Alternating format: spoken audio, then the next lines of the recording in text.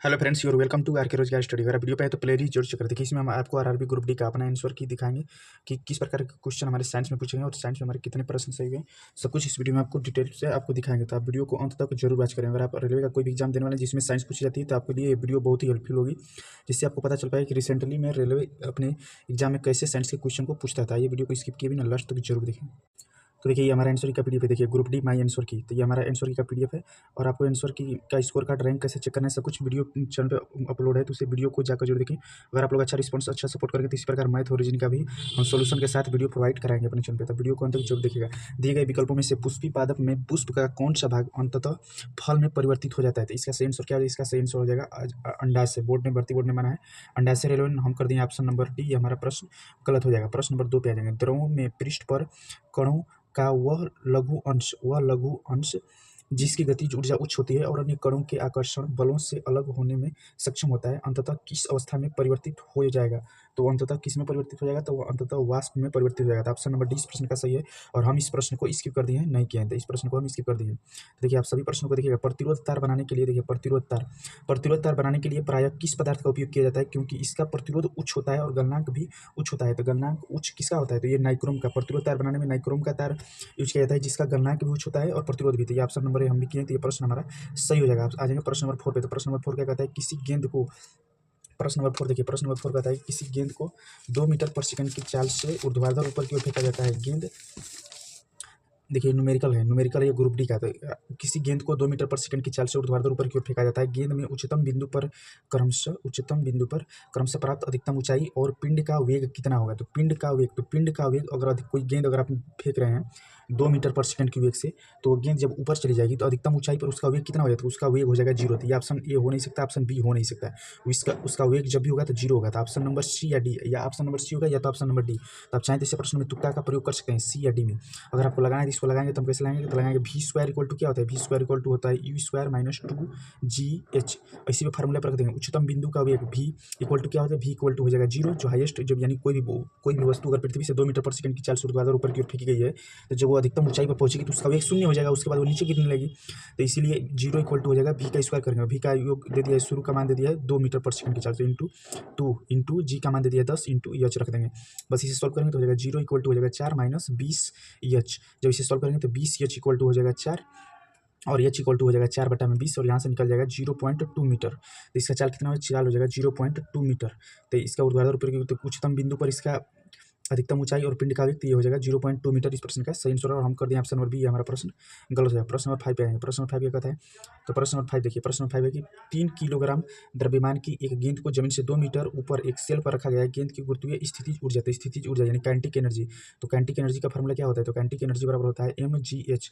और वहीं अगर पोटेंशियल एनर्जी पूछेगा, अगर गतिज ऊर्जा पूछेगा, तो वहाँ का होता है 1/2 mv²। तो देखिए इसी पे रख देंगे। तो एम का मान होता है द्रव्यमान का मान दे दिया है 3 kg। तो द्रव्यमान 3 इंटू जी का मान है 10 इंटू एच के लिए हो जाएगा 2। तो ये हो जाएगा 3 दूना के 6 यानी कि 60। और किसका पूछा है? तो स्थिर ऊर्जा का मात्रक होता है जूल। तो 60 जूल ऑप्शन नंबर बी इस प्रश्न का सही आंसर। अगर हम भी ऑप्शन नंबर बी किए हैं तो ये प्रश्न हमारा सही हो जाएगा। आएंगे नेक्स्ट प्रश्न, प्रश्न नंबर 6 पे। तो प्रश्न नंबर 6 क्या कहता है? तो प्रश्न नंबर 6 पे आएंगे। तो प्रश्न नंबर 6, किसी भी समजातीय श्रेणी में आणविक द्रव्यमान में वृद्धि निम्नलिखित में से क्या इंगित करती है? तो वह गलनांक और क्वथनांक में वृद्धि ये इंगित करती है। और हम गलनांक में कमी और क्वथनांक में वृद्धि करनी, तो ये प्रश्न हमारा गलत हो जाएगा। प्रश्न नंबर 6 के बाद प्रश्न नंबर 7 पे आएंगे। प्रश्न नंबर 7 क्या कहता है? तो देखिए प्रश्न नंबर 7 में ये मिलान करना है। तो मिलान करना है तो सल्की उपकला उत्तक ये किसमें होता है? तो ये होता है ऑप्शन नंबर ए में सही है। फिर देखिए बी का हो जाएगा 4 नंबर, ये स्तरीय सल्की उपकला ये होता है कोशिकाएं कई परतों में। और घनकीय उपकला उत्तक ये कहाँ होता है? तो ये होता है इसमें, और ये होता है सिंडिकेटर होता है ये बी श्वसन वाले में। तो इस प्रश्न का सही आंसर आ जाएगा। प्रश्न नंबर नेक्स्ट प्रश्न है, ये सभी प्रश्न आरआरबी ग्रुप डी के हमारे शिफ्ट के ये रियल प्रश्न है जो 12/12/2025 को एग्जाम हुआ है उसका। देखिए निम्नलिखित में से कौन सा कण द्रव्यमान संख्या में योगदान देता है? तो कौन सा कण द्रव्यमान संख्या? तो द्रव्यमान जानते हैं कि परमाणु के द्रव्यमान में न्यूट्रॉन और प्रोटॉन रहते हैं।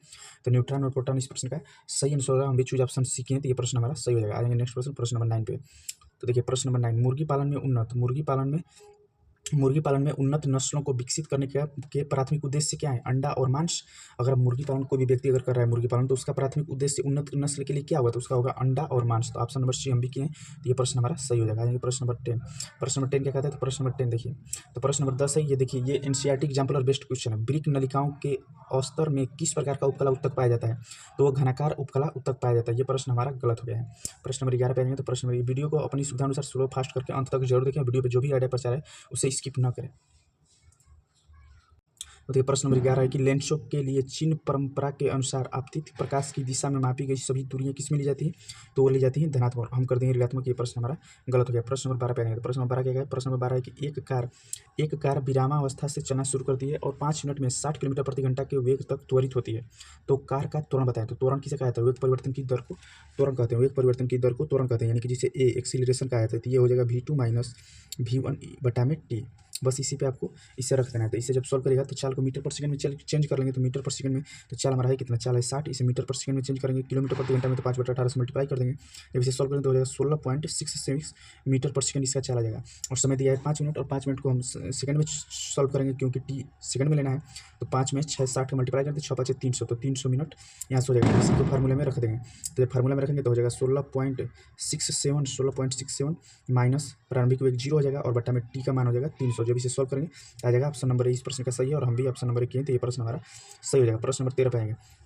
प्रश्न नंबर 13 क्या कहता है? तो प्रश्न नंबर 13 कहता है, यदि वायु में ध्वनि की चाल 344 मीटर पर सेकंड है तो एक पर्यवेक्षक को स्पष्ट प्रतिध्वनि सुनने के लिए न्यूनतम, तो प्रतिध्वनि सुनने की न्यूनतम जो होता है ना दूरी, वो होता है 17.2 मीटर। तो लगभग 17 मीटर होता है। तो लगभग 17 मीटर। तो ऑप्शन नंबर बी हमारा भी ये प्रश्न सही हो जाएगा। इसमें चाल से कोई मतलब नहीं है, आप डायरेक्ट इस प्रश्न को कर सकते हैं, क्योंकि प्रतिध्वनि सुनने के लिए न्यूनतम दूरी 17 मीटर होती है। 17 के आसपास वही ऑप्शन था, तो वो प्रश्न ऑप्शन डायरेक्ट उस प्रश्न का सही आंसर हो जाएगा। जाएंगे नेक्स्ट प्रश्न, प्रश्न नंबर 14 पे। तो प्रश्न नंबर 14 क्या कहता है? तो प्रश्न 14 के निम्नलिखित में से किस तरीके से वैज्ञानिक फसल किस्मों में वांछनीय गुणों को शामिल कर सकते हैं? तो वो संकरण के माध्यम से। और हम भी ऑप्शन नंबर बी कर दिए, तो ये प्रश्न हमारा सही हो जाए, क्योंकि मेंडलीफ ने मटर के पौधों पर संकरण भी कराया था। तो संकरण से इस प्रश्न का सही आंसर हो जाए। इसी तरह आप साइंस के प्रश्नों को कुछ हद तक सही कर सकते हैं। नेक्स्ट प्रश्न हो जाएगा, निम्नलिखित में से कौन सी धातु वायु के संपर्क में आने पर अपने पृष्ठ पर सुरक्षात्मक ऑक्साइड परत निर्माण करती है जो आगे संरक्षण को रोकती है? तो वो है एल्यूमिनियम। और हम कर दिए मैग्नीशियम जल्दबाजी में। तो ये प्रश्न इसका सही आंसर है एल्यूमिनियम। निम्नलिखित में से कौन सी धातु वायु के संपर्क में आने पर अपने पृष्ठ पर एक सुरक्षात्मक ऑक्साइड का परत निर्माण करती है जो आगे संक्षारण को रोकती है? तो धातुओं अपने ऊपर एल्यूमिनियम की ऑक्साइड की परत बनाती है जो संक्षारण को से रोकती है। 15 आ जाएंगे। यदि अंडा प्रश्न नंबर 16, यदि अंडा शुक्राणु से निषेचित नहीं होता है तो निम्नलिखित में से कौन सा कथन सही है? गर्भाशय अस्तर धीरे धीरे टूटता है तथा रक्त और श्लेष्मा के रूप में निकल जाता है। तो ऑप्शन नंबर बी हम भी कर दिए, तो ये प्रश्न हमारा सही हो जाएगा। कहा है कि यदि अंडा शुक्राणु से निषेचित नहीं हो जाता है अगर फर्टिलाइजेशन के दौरान, तो किस माध्यम से बाहर निकलता है? तो गर्भाशय अस्तर धीरे धीरे टूटता है तथा रक्त और श्लेष्मा के रूप में बाहर निकल जाता है। बस ये देखिए, वीडियो बनाने का अर्थ है कि आप क्वेश्चन को देख जाएं कि किस प्रकार क्वेश्चन आरआरबी ग्रुप डी में पूछा गया हो। जैसे कि जानते हैं कि फिर अभी फार्म 2026 में भर्ती है, तो आप उस हिसाब से अपना प्रिपरेशन करें। अब देखिए, कहा है कि जल से भरे एक जार में बताना है कि ये जो जड़ है ना, जड़ जो देखिए टिक मार दिया है, तो जो जड़ है इसमें बताना है कौन सा उत्तक है। तो इसमें कौन सा उत्तक है? तो ये है विभाज्य उत्तक, क्योंकि इसका जो जड़ है वो विभाज्य हुआ है कई भाग में, ये इसीलिए विभाज्य उत्तक इस प्रश्न का सही आंसर हो जाएगा। प्रश्न नंबर 18। तो प्रश्न नंबर 18 क्या कहता है? तो पचे हुए भोजन का खराब स्वाद या गंध निम्नलिखित में से किसके कारण होता है? तो पचा हुआ जो भोजन होता है, जो पचा हुआ भोजन होता है, तो उसका खराब स्वाद या गंध किसके कारण होता है? तो इस प्रश्न का सही आंसर है वसा और तेल के ऑक्सीकरण के कारण। और हम भी कहीं ऑप्शन नंबर सी, तो ये प्रश्न हमारा सही हो जाएगा। नेक्स्ट प्रश्न इसी पर अगर आप लोग वीडियो को अच्छा रिस्पॉन्स सपोर्ट करेंगे तो आपको मैथ और रीजनिंग का सोल्यूशन के साथ आंसर की अपलोड करेंगे। उससे फायदा ये रहेगा कि जब भी आप एग्जाम देना रहेगा तो उस वीडियो को देखेंगे, आपके लिए बहुत ही हेल्पफुल होगा। और रेलवे एग्जाम का चैप्टर वाइज, रेलवे एग्जाम का लेटेस्ट एग्जाम का प्लेलिस्ट बनाई, उस वीडियो में जाकर जरूर देखें, जो भी रेलवे में का भी हाल में एग्जाम हुआ है। निम्नलिखित में से कौन सा लेंस नेत्र दोष दृष्टि दोषिता मायोपिया को ठीक करने के लिए इस्तेमाल किया जाता है? तो मायोपिया को ठीक करने के लिए कौन सा लेंस उपयोग किया जाता है? तो वो किया जाता है अवतल लेंस। और हम भी ऑप्शन नंबर बी के हैं, ये प्रश्न हमारा सही हो जाएगा। मायोपिया को यानी कि निकट दृष्टि दोष के लिए, तो निकट दृष्टि दोष के लिए अवतल लेंस। इसका ट्रिक है, निकट में कितने लीटर है? 3 लीटर। और अवतल में कितने हैं? अवतल में है 1 2 3 4, यानी 1 बढ़ा कर। अगर यहीं पे देता दूर दृष्टि दोष के लिए, तो दूर में कितने लीटर है? 2 लीटर। इसका हो जाता है उत्तल 3 अक्षर वाला। तो 1 और 2, और ये हो जाएगा 1 2 3, यानी कि जो भी पूछेगा दूर कहेगा तो उसका 1 लीटर सिर्फ बढ़ा देंगे तो उत्तर हो जाएगा 3 लीटर वाला। अगर निकट पूछेगा तो निकट 3 अक्षर का है तो उसका 1 अक्षर बढ़ा देंगे, 4 अक्षर वाला अवतल लेंस। इसका ट्रिक है। तो आपको वीडियो पसंद है तो प्लीज़ वीडियो को सपोर्ट जरूर करें और ऐड को स्किप न करें, कम से कम 2 मिनट तक जरूर देखें। नेक्स्ट प्रश्न, प्रश्न नंबर 20, हाइड्रा में मुकुलन को सर्वोत्तम रूप से किस रूप में वर्गीकृत किया जाता है? तो वो अलैंगिक प्रजनन उसमें होता है, एक्सेक्सुअल रिप्रोडक्शन होता है। तो इस प्रश्न का सही देखिए 20 प्रश्न और 21 नंबर प्रश्न। जैसा कि जानते हैं कि हमारे साइंस के 25 क्वेश्चन आए थे, तो 25 में से अब हम आ गए 21 नंबर क्वेश्चन पे। एक समान वृत्तीय गति में निम्नलिखित में से कौन सी भौतिक राशि नियत रहती है, यानी कि एक समान वृत्तीय गति में क्या नहीं बदलता है, तो चाल नहीं बदलता है। वेग तो हमेशा बदलता रहता है और लेकिन चाल नहीं बदलता है, तो चाल इस प्रश्न का सही आंसर है। ये प्रश्न हमारा भी सही हो गया। प्रश्न नंबर 22 पे आ जाएंगे। तो देखिए प्रश्न नंबर 22 क्या कहता है, तो प्रश्न नंबर 22 है ना, कार्बन अपने दो विशिष्ट गुणों के कारण बहुत बड़ी संख्या में यौगिक बनाता है, निम्नलिखित में से कौन सा, उससे सही पहचान करिए। तो देखिए कार्बन बहुत बड़ी इंपॉर्टेंट प्रश्न। तो कार्बन में श्रृंखलन और चतुसंयोजकता का गुण होता है। हम इस प्रश्न को कर दिए कि हम पढ़े थे कि कार्बन में श्रृंखलन का गुण होता है, तो श्रृंखलन वाला ऑप्शन एक ही था, तो ये प्रश्न कर दिए। ये प्रश्न हमारा सही हो सकता है। ये प्रश्न देखिए एनसीईआरटी एग्जाम्पलर बेस्ड है, तो जनरल साइंस नहीं पूछा जाता है रेलवे ग्रुप डी के एग्जाम में। नेक्स्ट प्रश्न, निम्नलिखित में से कौन सा ब्लीचिंग पाउडर का उपयोग नहीं, यानी ब्लीचिंग पाउडर का किसके लिए उपयोग नहीं किया जाता है, तो जल की स्थायी कठोरता दूर करने में ब्लीचिंग पाउडर का उपयोग नहीं किया जाता है। ये हो जाएगा ऑप्शन नंबर डी इस प्रश्न का सही आंसर। नेक्स्ट प्रश्न, प्रश्न नंबर 24 पे आएंगे। निम्नलिखित में से कौन सा कथन यौगिक को विलयन के सर्वोत्तम रूप में अलग करता है, तो ये हो जाएगा ऑप्शन नंबर ए, और हम करते हैं ऑप्शन नंबर सी। ये प्रश्न हमारा गलत हो जाएगा। अब हो जाएगा प्रश्न नंबर 25। प्रश्न नंबर 25 क्या कहता है, तो देखिए प्रश्न नंबर 25 है ना, वेरी वेरी इंपॉर्टेंट प्रश्न, और ये देखिए न्यूमेरिकल है, 5 से 6 न्यूमेरिकल आए हैं। 5 ओम प्रतिरोध वाली एक विद्युत स्त्री 220 वोल्ट प्रदाय से जुड़ी है, 1 मिनट में कितनी उष्मा उत्पन्न होगी, तो आपको बताना है कि 1 मिनट में ये कितनी उष्मा उत्पन्न करेगी। तो देखिए यहाँ से निकालेंगे आर का मान, तो आर का मान कितना दिया है, आर का मान दे दिया है 15 ओम, और भी का मान दे दिया है 220 वोल्ट, और टी का मान दे दिया है 1 मिनट, और 1 मिनट में कितने होते हैं, तो 1 मिनट में होता है 60 सेकंड, तो टी का मान हो जाएगा 60 सेकंड। अब यहाँ से निकालेंगे पी का मान, तो पी इक्वल टू होता है वी स्क्वायर बाई आर, बस इसी पर रख देंगे, तो इसी पर रखेंगे 220 का स्क्वायर करेंगे तो हमारा हो जाएगा 484, और 00 का 00, और आर का मान कितना है, आर का मान है 15, बस इसी को कैलकुलेशन करेंगे तो हमारा हो जाएगा 3226.67, और पावर का यूनिट होता है वाट। अब यहाँ से हम फिर निकालेंगे एच का मान, तो एच यानी उसमें निकालेंगे, तो ये हो जाएगा पी इंटू टी, तो ये हो जाएगा 3226.67 इंटू टी का मान है 60, इसको मल्टीप्लाई करेंगे तो आ जाएगा 193,600, तो यानी कि लगभग 194 किलो जूल, तो 194 kilo joule option number B इस प्रश्न का सही आंसर होगा। प्रश्न नंबर 25 के बाद देखिए मैथ और रीजनिंग का आपको इसी प्रकार सोल्यूशन के साथ वीडियो प्रोवाइड किया जाएगा। वहाँ जाएंगे करंट पे। देखिए अब हम देखें करंट अफेयर में किस तरह के प्रश्न पूछे गए हैं, और हम तो करंट अफेयर के प्रश्नों को बहुत कम किए हैं, और मैथ और रीजनिंग का 1-2 दिनों के बाद आपको सोल्यूशन के साथ जो है वीडियो मिल जाएगा, सोल्यूशन के साथ आंसर की क्या सोल्यूशन के साथ आपको वीडियो प्रोवाइड करेंगे। देखिए सोल्यूशन करने से हमको भी फायदा रहता है कि जब भी हमको एग्जाम देना होता है तो अपने इस सोल्यूशन को देखते हैं, तो जिससे हमको पूरा आइडिया और लगभग कहता है कि कैसे हम प्रश्न को आराम से समय रहते सही कर पाए। तब आ जाते हैं हम साइंस के 25 क्वेश्चन को देख लिया। अब हम आ जाते हैं करंट अफेयर, क्योंकि जीके आनी थी लेकिन एग्जाम में पैटर्न चेंज कर दिया रेलवे में, और जीके नहीं पूछा गया, तो जीके के जब 20 में 20 करंट अफेयर पूछे गए हैं, तो आपको दिखा दे रहे हैं कि करंट अफेयर में किस तरह के प्रश्न पूछे गए हैं। इन सभी प्रश्नों का हम अपने मैथ और रीजनिंग का सोल्यूशन के साथ वीडियो अपलोड करेंगे। देखिए आ जाते हैं करंट अफेयर पे, general awareness and current affair, ये सिलेबस था, तो general awareness and current affair, तो जनरल अवेयरनेस नहीं पूछा, सिर्फ करंट पूछा गया है। तो देखिए एग्जाम में बस करंट अफेयर आया, तो और इसीलिए थोड़ा स्कोर सबका ही कम हुआ है। आ जाएंगे करंट अफेयर के 20 क्वेश्चन आए थे, 20 करंट अफेयर दे दिए थे। इसका प्रश्न देख सकते हैं, केंद्र सरकार ने 8वें वेतन आयोग की स्थापना को कब मंजूरी दी, तो केंद्र सरकार ने 8वें वेतन आयोग की स्थापना कब मंजूरी दी है, तो वो दी है जनवरी 2025 में, और हम भी जनवरी 2025 की, तो ये हमारा करंट अफेयर का प्रश्न सही हो जाएगा। हम मात्र 3 से 4 ही प्रश्न करंट अफेयर में चूज किए। अब देखिए यूनिसेफ की द मॉडल 2024 में भारत को कौन सा स्थान प्राप्त हुआ, तो वो है 26वां। बस आप क्वेश्चन को देख लीजिए, क्योंकि ये क्वेश्चन से कोई खास फायदा नहीं होगा इसका एनालिसिस कराने से, तो बस आप क्वेश्चन को एक बार देख लीजिए, जो क्वेश्चन थोड़ा बहुत बताने लगे रहेंगे बता देंगे। देखिए पश्चिमी तट पर समुद्री अभ्यास, ये नौसेना रॉयल नेवी, तो ये कॉन्कॉर्ड 2025। देखिए ऐसे प्रश्न रेलवे का एग्जाम जैसे कि जानते हैं करंट अफेयर हमेशा बदलता रहता है, तो इसीलिए ऐसे प्रश्न को एनालिसिस करने से कोई फायदा नहीं है। बस आप क्वेश्चन को एक बार देख लीजिए कि आपको थोड़ा सा क्वेश्चन का आइडिया लग जाए किस प्रकार करंट अफेयर पूछा गया। अब देखिए ये फिट इंडिया करंट अफेयर 2025 कहाँ आयोजित हुआ, तो जवाहरलाल नेहरू स्टेडियम नई दिल्ली में। ऐसे करंट हम स्पीडी का करंट अफेयर 1 महीने पढ़े थे, लेकिन उससे हमको नहीं लग रहा है कि वैसे क्वेश्चन पूछे गए हैं। बहुत आउटवर्ड उल्टा सीधा करंट अफेयर में क्वेश्चन पूछा गया, तो बहुत कम ही स्टूडेंट इस प्रश्न को सही देखिए। इसलिए ये हम पढ़े थे त्रिवेणी, इसीलिए नौकायान से संबंधित है और सशस्त्र बल में, तो ये हम किए, ये प्रश्न हमारा सही हो जाएगा। आपका कितना स्कोर बन रहा है इन सब किया के बाद जरूर कमेंट बॉक्स में कमेंट करके बताइए। तो देखिए आप करंट अफेयर के प्रश्न को देख लीजिए।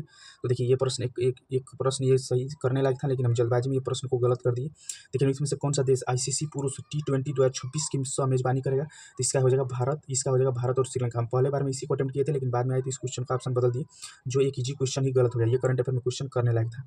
अब आ जाएंगे प्रश्न नंबर ये 91 पे आ जाएंगे। किस प्राधिकरण 2025 में भारत में जैव संसाधन विनियम के लिए अद्वैत नियम पेश किए हैं, तो वह है राष्ट्रीय जैव विविधता प्राधिकरण। अब देखिए आप क्वेश्चन को देख सकते हैं, 2025-27 तक बिली जीन, यह तो इतना उलटपटांग क्वेश्चन पूछा गया। बस आप चाहें तो क्वेश्चन को स्क्रीनशॉट मार लीजिए और आप क्वेश्चन को पढ़ लीजिए, क्योंकि इसे पढ़ाने से कोई खास। जून 2025 में राजीव गांधी वन संवर्धन योजना किस राज्य में शुरू की गई, तो वो शुरू की गई हिमाचल प्रदेश में। निम्नलिखित में से किस बैंक ने 15/2025 को प्रभावी चार्ज से हुई मृत्यु से, तो भारतीय स्टेट बैंक। देखिए आप क्वेश्चन को देख लीजिए, चाहें तो आप इन क्वेश्चन को आप स्क्रीनशॉट मार लीजिए, लेकिन आप ऐसे क्वेश्चन स्पीडी और अन्य बुक में भी जल्दी पढ़ने को नहीं मिलता है। तो यहाँ से हमारा कंप्लीट होता है ये इसका करंट अफेयर का रिव्यू। और देखिए हमारे चैनल पे देखिए ग्रुप डी का जब हम एग्जाम देख रहे थे तो देखिए इस वीडियो में बताया था कि साइंस और करंट अफेयर किस तरह के प्रश्न पूछे गए, रिव्यू दिए थे। तो देखिए रिव्यू देखिए 2000 लोगों ने देखा, ये देखिए 7000 लोगों ने देखा, मात्र 12 मिनट में बता दिए थे पूरा 100 क्वेश्चन किस प्रकार के पूछे गए हैं। तो 7500 स्टूडेंट ने देखा। और मैथ का हम चैप्टर वाइज क्लास अपने चैनल पर स्टार्ट किए हैं, तो आप प्ले लिस्ट एक बार जरूर देखिए। अगर आप रेलवे का कोई भी एग्जाम अगर आप रेलवे का कोई भी एग्जाम देने वाले हैं तो आपके लिए यह प्ले लिस्ट जरूर देखना चाहिए। देखिए ये वाली प्ले लिस्ट, इसमें देखिए 19 जो वीडियो दिखा रहा है, इस प्ले लिस्ट को जाकर देख जाए। जो भी 2025 में क्वेश्चन जो भी पेपर हुए आरपीएफ टेक्नीशियन, एएलपी और ग्रुप डी और आरपीएफ कांस्टेबल, इन सभी का सोल्यूशन के साथ आंसर की इसमें अपलोड किए हैं। तो इस वीडियो को जाकर देखें, बहुत आपके लिए हेल्पफुल होगा। अब इसके बाद देखिए मैथ का चैप्टर वाइज क्लास स्टार्ट किए हैं एसएससी पुलिस और रेलवे के लिए। तो अगर आप लोग सपोर्ट करेंगे, अभी 5-6 चैप्टर कंप्लीट अपलोड कर दिए हैं। तो अगर आप लोग सपोर्ट करेंगे तो इसी तरह आपको मैथ का चैप्टर वाइज क्लास अपलोड कर दिया जाएगा। तो वीडियो को अंत तक वॉच करने के लिए बहुत बहुत धन्यवाद। और वीडियो को ज़्यादा लाइक करें, शेयर करें। और आप हमारे इसमें दिया है इंस्टा और ये टेलीग्राम का लिंक, उससे जरूर जुड़ें। आप वहाँ से कोई भी डाउट पूछ सकते हैं। तो देखिए टेलीग्राम और इंस्टा से आप जरूर ज्वाइन करके आप रखें। और ये वीडियो आपको कैसी लगी जरूर बताइए। अगर आप लोग अच्छा रिस्पांस और सपोर्ट करेंगे तो आपको मैथ और रीजनिंग का भी सोल्यूशन के साथ हम वीडियो प्रोवाइड जल्दी कराएंगे अपने चैनल पे। 1-2 दिनों में आपको मिल जाएगी मैथ और रीजनिंग का सोल्यूशन के साथ वीडियो। तो थैंक्स फॉर वाचिंग। और जाकर अपने स्कोर कार्ड और रैंक सब कुछ देख सकते हैं, इस वीडियो में जाकर जरूर देखें। Thanks for watching. वीडियो कितनी हेल्पफुल है, किसी लिए जरूर बताइए और ऐड को स्किप ना करें। धन्यवाद।